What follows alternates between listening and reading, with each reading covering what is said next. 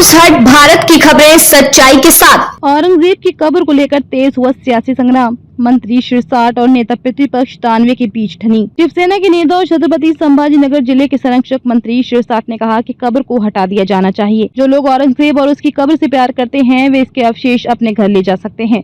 विधान परिषद में नेता प्रतिपक्ष अंबादास दानवे ने कहा कि कब्र की मौजूदगी इस बात को याद दिलाती है कि मुगल शासक को पराजित कर यही दफनाया गया था। छत्रपति संभाजीनगर।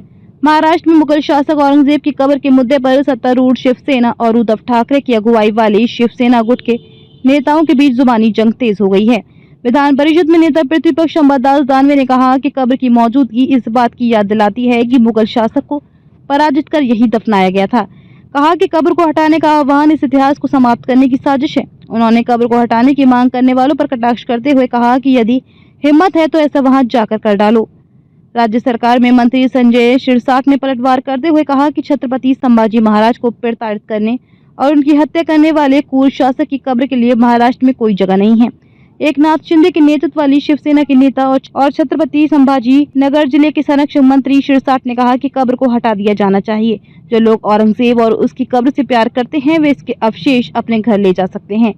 मंत्री ने दानवे पर निशाना साधते हुए कहा कि विपक्ष पाकिस्तान के झंडे के साथ रैलियां निकालता है। यदि वे इस तरह से सोचते हैं तो उन्हें वहां जाकर नमाज अदा करनी चाहिए। इस बीच मिलिंद एक बोटे को 16 मार्च से 5 अप्रैल तक छत्रपति संभाजीनगर में प्रवेश करने से रोक दिया गया। उपस्थानीय जिलाधिकारी द्वारा शनिवार को जारी आदेश में जानकारी दी गई कि एक बोटे का संगठन धर्मवीर संभाजी महाराज प्रतिष्ठान हर वर्ष पुणे में छत्रपति संभाजी को श्रद्धांजलि देता है और खुफिया जानकारी मिली थी कि वे उनके समर्थक औरंगजेब की कब्र को हटाने के लिए खुलदाबाद आ सकते हैं।